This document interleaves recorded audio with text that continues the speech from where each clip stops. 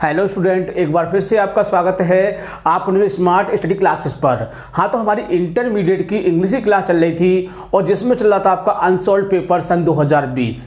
तो यानी कि बहुत ही महत्वपूर्ण टॉपिक है, क्योंकि अनसॉल्व पेपर की जो क्लास होती है उससे बहुत ज़्यादा बेनिफिट होता है, क्योंकि इसमें जो क्वेश्चन होते हैं वो किसी क्रम में नहीं होते हैं। जैसे कि मान लीजिए हम आपको शॉर्ट स्टोरी पढ़ा रहे हैं तो उसमें हम पहला चैप्टर कराएंगे, फिर दूसरा कराएंगे, फिर तीसरा, फिर इस तरह से कराएंगे। बट अनसॉल्व पेपर में क्या होता है कि क्वेश्चन जो होते हैं वो कहीं कहीं से आते हैं, इसीलिए इसको समझना बहुत ही जरूरी है, क्योंकि जब तक तुम इसको ठीक प्रकार से नहीं समझोगे आप एग्जाम में एक अच्छा स्कोर नहीं कर सकते हैं। ठीक है, तो इस समय चल रहा है आपका सेट नंबर 7, तो कह सकते हैं कि ये हमारा लास्ट सेट है, यानी कि सन 2020 का लास्ट सेट है। इसके बाद आपका सन 2020 का सेट पूरा समाप्त हो जाएगा और फिर इसके बाद हम 2019 शुरू कर देंगे, क्योंकि यदि आपने 2019 को ही तैयार कर लिया तो बहुत ही अच्छी तरह से आप एग्जाम में बहुत अच्छा स्कोर कर सकते हैं। ठीक है, तो ज़्यादा समय न वेस्ट करते हुए चलते हैं अपने टॉपिक की ओर। हेलो स्टूडेंट्स, तो आपके लिए गुड न्यूज़ है, क्योंकि अनअकैडमी में एक बहुत ही अच्छा फीचर ऐड हुआ है जिसका नाम है आस्क अ डाउट। इसके लिए स्टूडेंट सबसे पहले आपको क्या करना है, Unacademy learning app student play store से आपको डाउनलोड कर लेना है।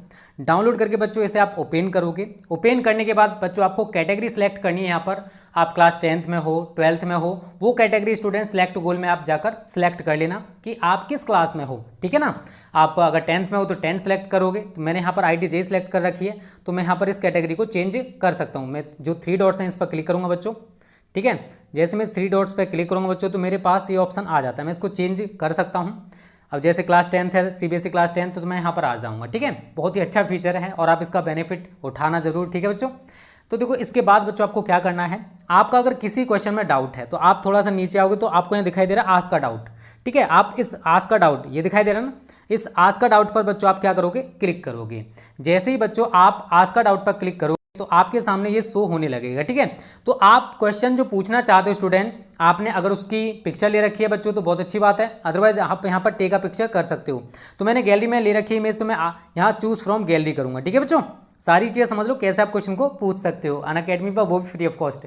और एक चीज़ बच्चों याद रखना, जब भी आप एनरोल करो यहाँ पर, ठीक है ना, तो आपको तो यहाँ पर जब भी आप कोई भी यहाँ पर क्लास देखोगे या फिर आप यहाँ पर आस्क का डाउट पूछोगे तो आपसे एक कोड मांगेगा।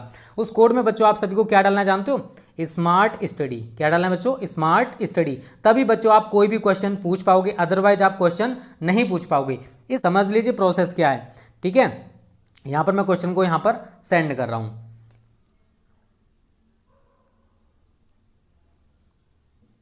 ठीक है बच्चों, सबमिट हमारा क्वेश्चन हो चुका है और मैंने यहाँ पर लिखा आ रहा है I need help with this question. तो ये किसका क्वेश्चन है, साइंस का या फिर मैथमेटिक्स का?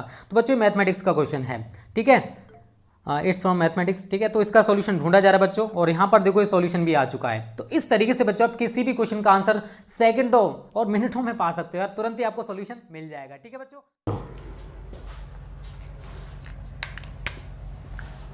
क्लास 12th इंग्लिश, यानी कि 12th क्लास की इंग्लिश की क्लास चल रही थी और जिसमें चल रहा था हमारा अनसॉल्व पेपर सन 2020, कह सकते हैं कि 2020। ठीक है ना, इस तरह से इसमें चला था आपका सेट नंबर 7 और इसका कोड है आपका 316ZZ।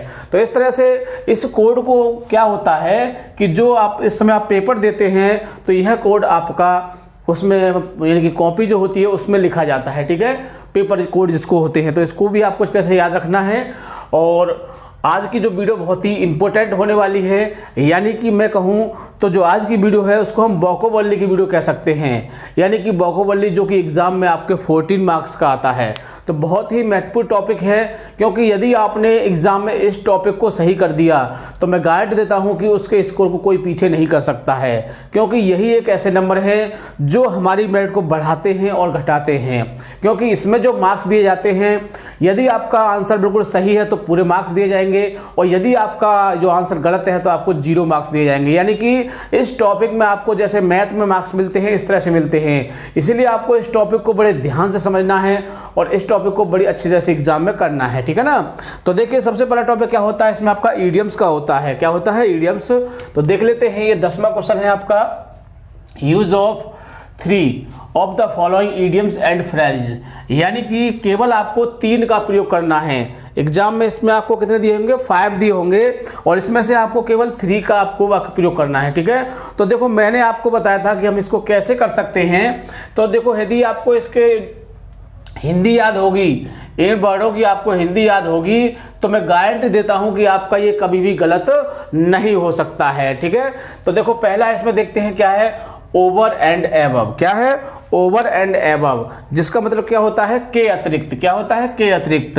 तो देखो यदि आपको कुछ नहीं आता है तो क्या करोगे, आप के अतिरिक्त का एक वाक्य सोच लेना और जहां पर आपने के अतिरिक्त सोचा है वहां पर आप ओवर एंड एबव लिख दोगे। बस इतना ही करना है। देखो एग्जाम्पल देख लेते हैं, मोहन ड्रिंक्स द मिल्क, यानी मोहन दूध पीता है। ओवर एंड एबव के अतिरिक्त टी, चाय के अतिरिक्त, यानी कह सकते हैं कि मोहन चाय के अतिरिक्त दूध पीता है। तो बहुत ही आसानी से समझ गए होंगे इसको कैसे कर सकते हैं, यानी कि यदि आपको इसकी हिंदी याद होगी तो आप इस क्वेश्चन को बहुत ही आसानी से कर सकते हैं। ठीक है, आगे देखिए, अगला है आपका फॉल फ्लॉट। क्या है, जिसका मतलब होता है असफल होना। क्या होता है, असफल होना। तो देखो एग्जाम्पल देख लेते हैं, in spite of working hard, यानी कठिन परिश्रम करने के बावजूद, he fell flat in the exam, यानी कि कठिन परिश्रम करने के बाद भी वह परीक्षा में क्या हो गया, असफल हो गया। ठीक है, तो देखो बहुत ही आसानी से आप ऐसे वाक्य को बना सकते हैं, बिल्कुल भी आपको दिक्कत नहीं आएगी। एक बात को याद रखना है कि हमको वर्ड का हिंदी मीनिंग आना चाहिए और ट्रांसलेशन हम आपको सिखा चुके हैं, सेंटेंस सोचना आपके माइंड से है। ठीक है, अगला थर्ड को देखते हैं, फेयर एंड स्क्वायर, जिसका मतलब क्या होता है, ठीक कह सकते हैं या ईमानदारी से कह सकते हैं। ठीक है, तो ठीक शब्द है। You must have a fair and square deal, यानी कि यू माने तुम्हें, मस्ट माने चाहिए, है फेयर एंड स्क्वायर, यानी कि ठीक व्यवहार करना चाहिए विद योर फ्रेंड्स, किसके साथ, अपने मित्रों के साथ, यानी तुम्हें अपने मित्रों के साथ ठीक प्रकार का व्यवहार करना चाहिए। तो बहुत ही आसानी से सारे एग्जाम्पल इसी प्रकार के हैं जिनको स्वयं सोचा है और स्वयं हमने बनाया है। आप भी थिंक कर सकते हैं, आप भी इसको आसानी से कर सकते हैं। अगला फोर्थ पर देखते हैं, क्या है आपका, होल एंड कॉर्नर। क्या है, होल एंड कॉर्नर, यानी कि गुप्त रूप से या अंदरूनी तरीके से कह सकते हैं या खुफिया रूप से कह सकते हैं। तो बहुत सारे मीनिंग होते हैं, बट आपको क्या करना है, एक एग्जाम्पल बनाना है। तो देखिए, आवर इंडियन फोर्सेस, हमारी जो भारतीय क्या है फोर्स है, जो सेनाएं हैं, शुड डिफेंस, सुरक्षा करनी चाहिए, टू यूज, प्रयोग करके, किसका, होल एंड कॉर्नर, किसका प्रयोग करें, गुप्त रूप से प्रयोग करके, यानी गुप्त रूप से या खुफिया रूप से प्रयोग करके, ऑफ चाइनीज फोर्स, किसका, चाइनीज फोर्स। तो चाइना की जो फोर्स है उससे गुप्त रूप से क्या करना चाहिए, सुरक्षा करनी चाहिए। तो बहुत ही आसानी से देखो हमने सेंटेंस सोचा है और आप बना भी सकते हैं। मैं ये नहीं कहूँगा कि आपको यही वाक्य बनाना है, यदि आपके माइंड में इससे भी अच्छा वाक्य आ रहा है तो आपको वो बनाना है। ठीक है ना, क्योंकि एक कहावत है कि परीक्षा में जो परीक्षार्थी होता है वो परीक्षक से ज़्यादा बुद्धिमान होता है। आप इस बात को अभी समझोगे नहीं, यानी परीक्षा में जो परीक्षार्थी होता है वो परीक्षक से ज़्यादा बुद्धिमान होता है। रीजन इसका क्या है, जैसे कि मान लो अब हम आपको पढ़ा रहे हैं, ठीक है, हम पढ़ा रहे हैं, कहाँ से, बोर्ड से पढ़ा रहे हैं, बुक से पढ़ाते हैं। टीचर्स का काम यही होता है, बुक से पढ़ाना होता है। लेकिन जब आप एग्ज़ाम देने जाओगे, क्या कोई बुक लेके जाओगे या कोई सॉल्व पेपर लेके जाओगे, कुछ नहीं लेके जाओगे। यानी कि आप सब कुछ कहाँ से करोगे, अपने माइंड से करोगे। और हमने आपको किससे बताया, बुक से बताया। तो मतलब क्या है, यानी कि परीक्षा में एक टीचर भी है और एक विद्यार्थी है, लेकिन जो विद्यार्थी है वो उस टीचर से ज़्यादा एक्टिव है। कहाँ पर, उस परीक्षा में। रीज़न क्या है, क्योंकि सब कुछ आपको आपके माइंड में रखा हुआ है और टीचर्स ने कहाँ से पढ़ाया, बुक से पढ़ाया। इसलिए कहा जाता है कि परीक्षा में परीक्षार्थी परीक्षक से ज़्यादा बुद्धिमान होता है। ठीक है, तो ये बात किसी हद तक ठीक है।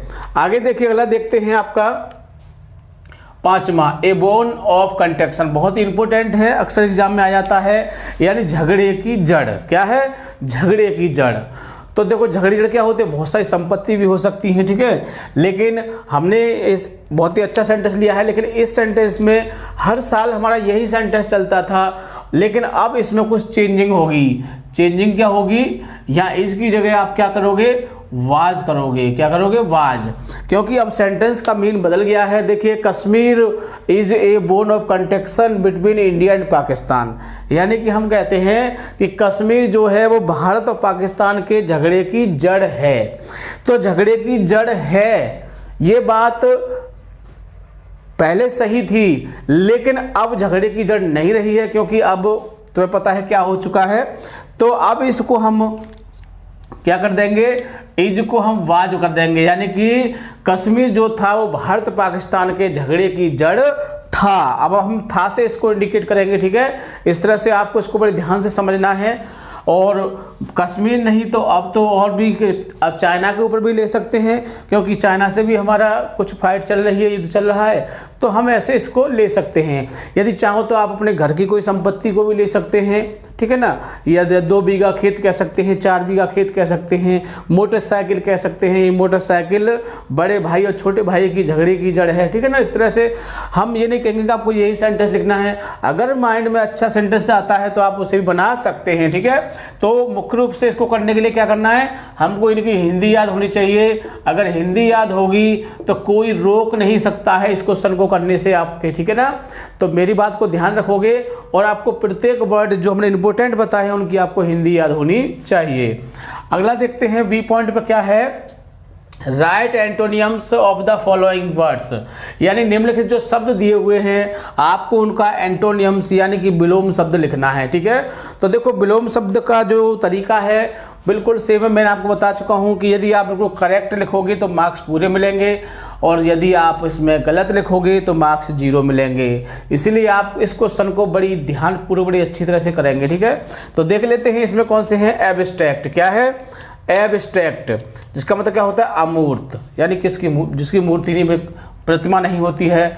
तो इसका क्या हो जाएगा? इसका हो जाएगा आपका कंसर्ट। क्या हो जाएगा? कंसर्ट। कंसर्ट माने यानी कि इसका उल्टा है ऑफन। ऑफन में से होता है अक्सर, और ओकेशनली क्या होता है? मौका मिलने पर, ठीक है ना। उल्टा हो गया, यानी कि इसको हम नेवर से भी कर सकते हैं। ऑफन माने अक्सर और नेवर माने कभी कभी, कभी नहीं होता है ना, ठीक है। तो यहाँ नेवर भी आपका इसमें आ जाएगा, ठीक है ना। बहुत ही अच्छा हमने आपको वर्ड दिया है, ऐसे वर्ड अक्सर याद रहते हैं। स्मूथ मिस क्या होता है? चिकना। क्या होता है? चिकना होता है, ठीक है ना। और हम स्मूथ का अर्थ यहाँ पर हम समान लेंगे, यानी कि स्मूथ माने कहले समान है, तो फिर आपका डिफरेंट हो जाएगा इसका। लेकिन हमने यहाँ पर क्या लिया है? इसका अर्थ चिकना लिया है। स्मूथ माने क्या होता है? चिकना होता है। तो चिकना लेंगे तो क्या हो जाएगा? रफ हो जाएगा, ठीक है ना। स्मूथ का क्या होगा? रफ हो। इस तरह से आप बहुत ही आसानी इसको समझ सकते हैं। हिंदी बेस पर करोगे, एक बार को नहीं भी याद होगा तो आप हिंदी मीन के बेस पर उसको अलग सोच सकते हैं। जैसे कि मुझे आपका इसका पता कि स्मूथ मीन्स क्या होता है? समान होता है। कैसा होता है? समान। तो समान का क्या हो जाएगा? असमान हो जाएगा, ठीक है ना। तो इस तरह डिफरेंट हो जाएगा। तो बहुत ही आसानी से इसको हम कर सकते हैं। अगला सी पॉइंट का क्वेश्चन है इसका, right synonyms of the following words, यानी निम्नलिखित जो शब्द दिए हुए हैं उनको क्या करना है? उनका आपको सिनोनियम्स यानी कि जिनका समान अर्थी कह सकते हैं या पर्यायवाची भी कह सकते हैं, ठीक है। तो इस तरह से इसका करना है आपको। तो इसमें फर्स्ट पर दे रखा है इसमें आपका ईगर। क्या है? ईगर में से होता है उत्सुक, और कीन माने भी क्या होता है? उत्सुक होता है, ठीक है। तो ईगर का क्या हो जाएगा? कीन हो जाएगा। स्पाइट, स्पाइट में इसका द्वेष या लड़ाई कह सकते हैं, या ईर्षा, द्वेष में से ईर्षा भी कह सकते हैं। तो इसका क्या होगा? मेलाइस। क्या होगा? मेलाइस होगा। और ईर्षा का दूसरा वर्ड भी क्या होता है? जीलियस होता है। तो हम इसका जीलियस भी कर सकते हैं, ठीक है ना। एब्राइस, एब्राइस क्या होता है? कम करना। क्या होता है? कम करना। तो हम इसका लेस भी कर सकते हैं, कम करना। लेस में क्या होता है? कम करना। और कर्टेल कर दोगे तो बढ़िया बात है। तो इस तरह से बहुत ही आसानी से इनको आप समझ सकते हैं। यदि आपको इनका हिंदी मीनिंग पता होगा तो बहुत ही आसानी से इसको आप अपने हिसाब से सोच के भी कर सकते हैं, ठीक है। अगला क्वेश्चन देखते हैं डी वाला, substitute one word of the following, यानी कि 3 आपको वन वर्ड सब्स्टिट्यूट है, इसमें से आपको इनको बहुत ही अच्छी तरह से करना है इसको, ठीक है। आगे देखिए, इसको देख लेते हैं।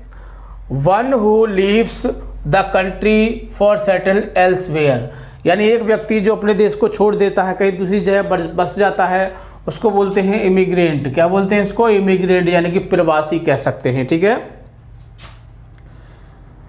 ए पर्सन, एक व्यक्ति, हु लिव्स बाय हिमसेल्फ, यानी एक व्यक्ति अपने स्वयं के बारे में सोचता है तो उसको बोलते हैं इंट्रोवर्ट। क्या बोलते हैं उसको? इंट्रोवर्ट, जो अपने बारे में सोचता है। ठीक है, आगे देखिए, तीसरा है इसमें हार्ड टू प्लीज, यानी कि हार्ड में से कठिन होता है या मुश्किल कह सकते हैं, प्लीज माने होता है आसान होता है। ठीक है ना, यानी कि जो खुशी को जो मुश्किल की ओर बदलता है उसको, या खुशी में मुश्किल करना होता है तो उसको बोलते हैं आप फेस्टिडियस। क्या बोलते हैं उसको? फेस्टिडियस बोलते हैं। तो इस तरह से बहुत ही आसानी से इनको समझ सकते हैं। और ये वर्ड कुछ ऐसे होते हैं जो बोलने में थोड़ी दिक्कत करते हैं, इसलिए इनको आप 2-3 बार बोल लोगे तो आपकी ज़ुबान पर अच्छी तरह से आ जाएगा और इसकी आप अच्छी तरह से इसको लिख भी सकते हैं। ठीक है, इस तरह से देखो अगला क्वेश्चन होता है ई वाला, जिसको हम होमोफोन्स कहते हैं। इसमें क्या होता है, 2 सेम वर्ड होते हैं बट उनका जो मीन होता है वो थोड़ा अलग होता है। जैसे देखो सीज और सीज, दोनों ही सीज हैं, सब दिखाई दे रहा है हमें। सीज मीन्स क्या होता है? घेराबंदी, और दूसरा चीज क्या होता है? कब्जा करना। ठीक है, तो देखिए अब दोनों का अलग हमने वाक्य बनाया है। The fort has been under siege for 2 days, यानी कि जो किला था उसको 2 दिन के लिए घेराबंदी, 2 दिन से घेराबंदी है, घेराबंदी की गई, 2 दिन के लिए घेराबंदी की गई। यानी किले की जो घेराबंदी की गई वो 2 दिन के लिए घेराबंदी की गई। ठीक है, या 2 दिन से घेराबंदी है। द पुलिस सीज्ड, यानी पुलिस ने सीज कर दिया, कब्जा कर लिया, किस पर?